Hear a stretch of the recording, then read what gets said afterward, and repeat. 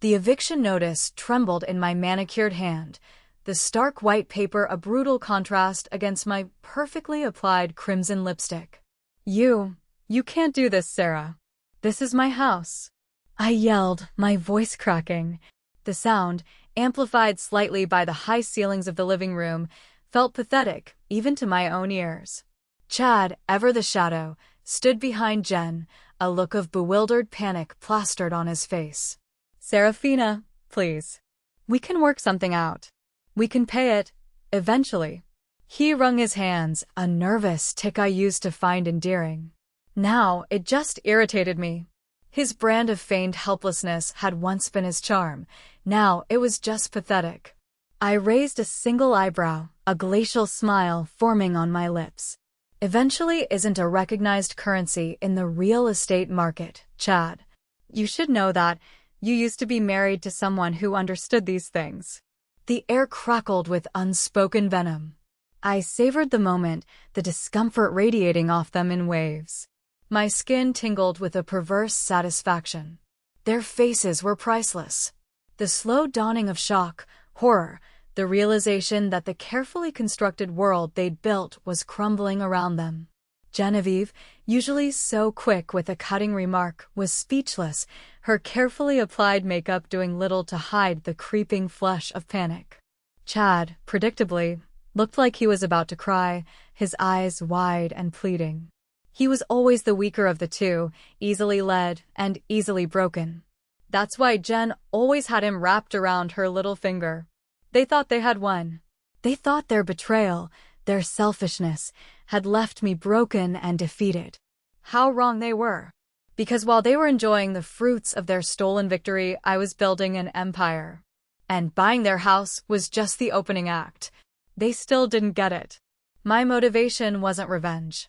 Revenge is a dish best served cold, but it's also a dead end.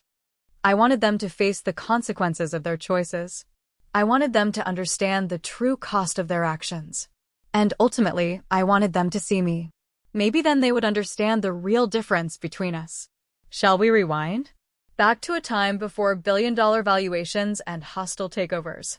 A time when I was just Sarah, a slightly awkward software engineer, madly in love with her husband Chad, and endlessly striving to please her sister, General Jen. Jen was everything I wasn't.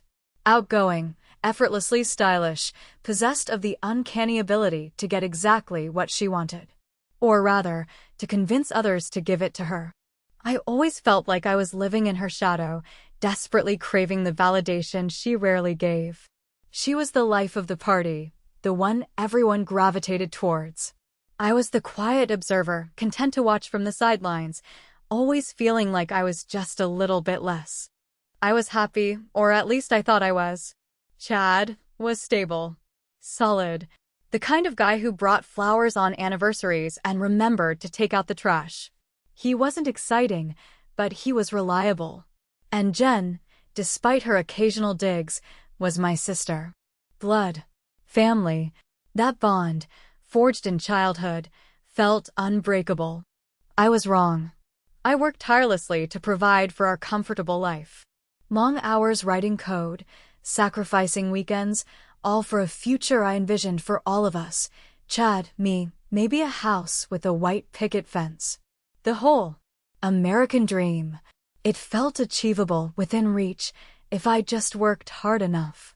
The problem was, Chad was easily influenced and Jen was incredibly manipulative, and neither of them were ever satisfied, especially when they saw me comfortable, even if I wasn't rich. Not yet. They both had a thirst for something more, a hunger that I unknowingly fueled with my own success. I started noticing subtle shifts. Chad working later hours, Jen suddenly taking an interest in his work, Chad developing a newfound appreciation for designer clothes similar to what Jen wore. The pieces of the puzzle were there, but I foolishly refused to put them together. I was too busy, too trusting, too blind. I wanted to believe in the fairy tale, and I clung to that belief with a stubborn naivete. Then came the night of my 30th birthday party.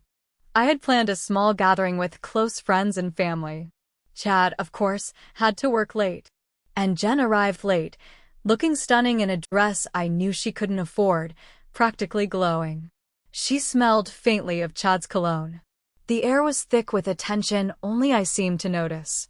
The casual touches, the lingering glances, the shared laughter, it was all there, simmering beneath the surface, a secret language I was only just beginning to decipher.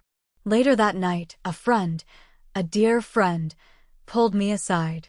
She had seen Chad and Jen sneaking off together earlier. She had overheard whispers. Her face said it all. My stomach dropped. The blood drained from my face. The fairy tale shattered. The next day, I confronted Chad. He denied it, of course. But his eyes told a different story. Then he begged me not to leave him. He blamed Jen, claiming she had seduced him, offered me the world's most insincere apology.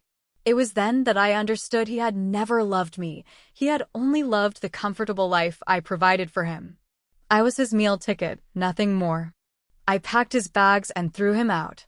Then, feeling utterly devastated, I called General. My voice was trembling so much I could barely choke out her name. She answered, her voice dripping with fake concern. "Oh, Sarah, I'm so sorry. What happened?" The audacity of her performance was breathtaking. I hung up the phone. The silence on the other end felt deafening, punctuated only by the ringing in my ears. That was the turning point. The moment I stopped being the good girl, the doormat. The moment I decided to channel my pain, my anger, my betrayal into something productive. The devastation I felt wasn't an ending, but a beginning. What Chad and Jen didn't know was that coding wasn't just a job for me. It was a passion. A language I understood better than any other. A way to build something from nothing. And I had an idea. A revolutionary piece of software that could change the way people interacted with data. It was a complex algorithm, one that I had been toying with for months, but lacked the motivation to fully realize. Until now. I poured all my energy into it. Sleepless nights fueled by coffee and righteous fury.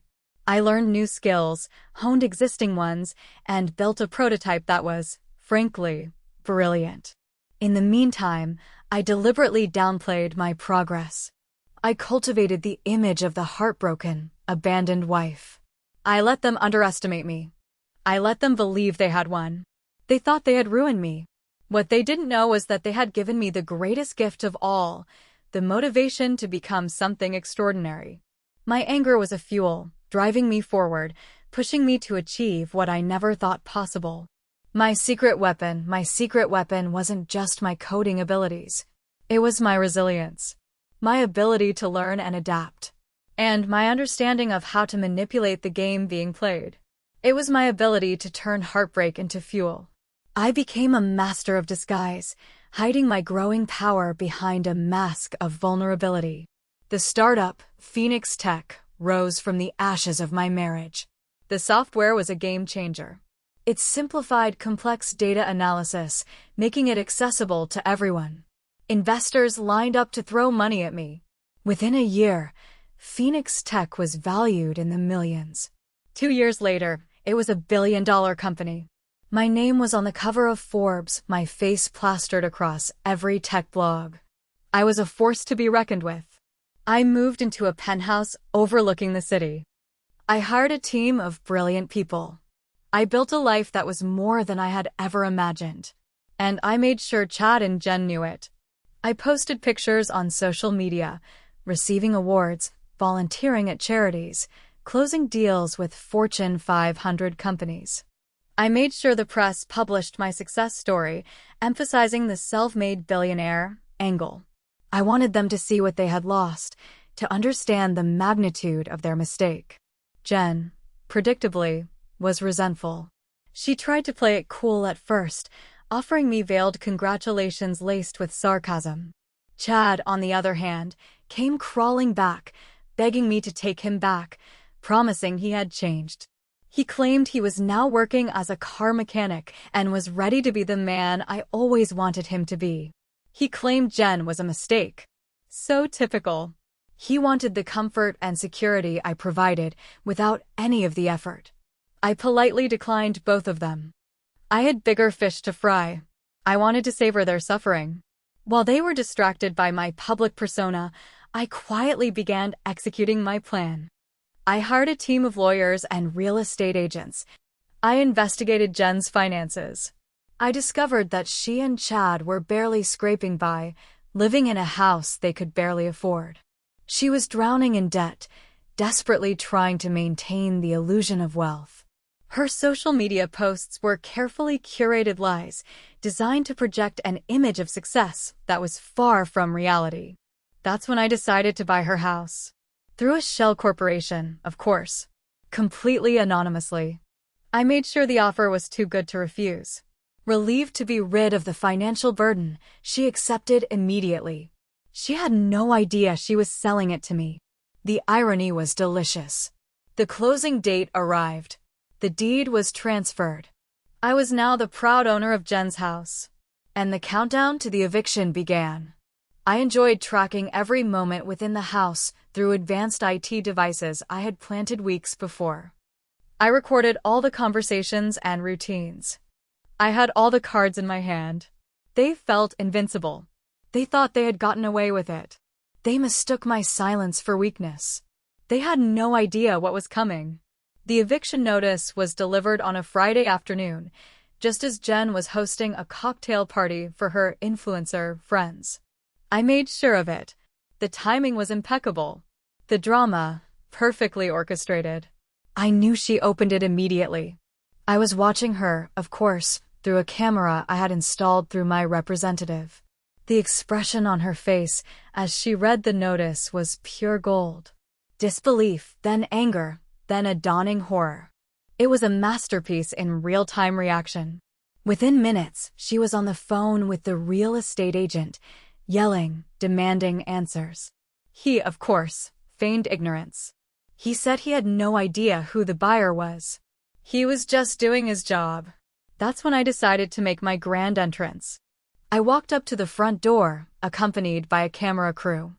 I had alerted the local news stations. This was going to be good. Jen swung open the door, her face contorted with rage. "What do you want, Sarah?" she hissed. "Are you enjoying this?" The carefully constructed facade of sophistication had crumbled, revealing the raw, ugly envy that had always simmered beneath the surface. "As a matter of fact, Jen," I said, my voice calm and controlled, "I am." I could feel the adrenaline coursing through my veins, the anticipation building with each word. I gestured to the camera crew. "I think you all know my sister, Genevieve, and her friend, Chad." I made sure to put extra emphasis on the word friend. The reporters swarmed around them, cameras flashing.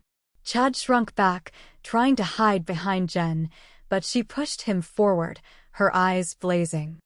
"I'm here to announce that I am the new owner of this property," I announced, holding up the deed, "and as of today, you are officially being evicted." The carefully chosen words echoed through the neighborhood, carried on the evening breeze. Jen's face crumpled. Chad looked like he was about to faint. Their friends, their fellow influencers, stood around awkwardly, recording everything on their phones. The online engagement was through the roof. You wouldn't." Jen spat. Her voice cracked, betraying her fear. "Oh, but I will," I replied, my smile widening. "Consider this a lesson in consequences. A reminder that actions have repercussions. And a very public demonstration that you can't get away with hurting others." The silence was deafening, broken only by the clicking of the cameras. I was the antagonist in their life story, and they deserved what was coming to them. The news of Jen's eviction spread like wildfire. It was all over social media, all over the news. I became a viral sensation. "Sister buys sister's house, evicts her after affair." The headlines screamed. The public was divided. Some applauded my bravery. Others condemned my ruthlessness. But everyone was talking about it. I was trending worldwide. Jen and Chad were humiliated. The carefully constructed facades of wealth and happiness they had built had shattered. They lost their home, their friends, and their reputation. They were pariahs, ostracized by their social circle. Chad, predictably, tried to blame General. He claimed she had manipulated him, that he was a victim too. But no one believed him. He was just as guilty in their betrayal. He begged me for forgiveness, promising he would do anything to win me back.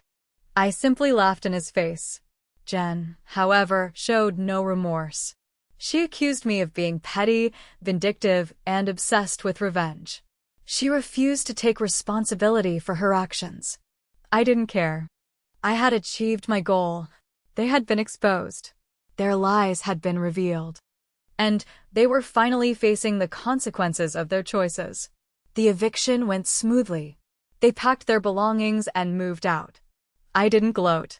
I didn't celebrate. I simply watched them go, a sense of satisfaction washing over me. It was a closure I didn't expect.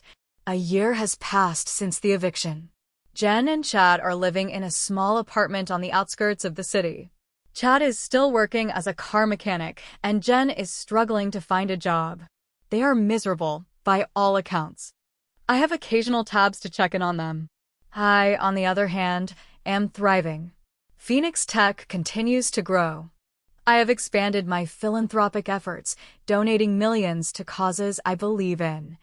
I have found love again with someone who values me for who I am, not what I have. He is the opposite of Chad, a kind, genuine soul who has helped me heal from the past. I sold Jen's house. I didn't need it. I just wanted to make a point.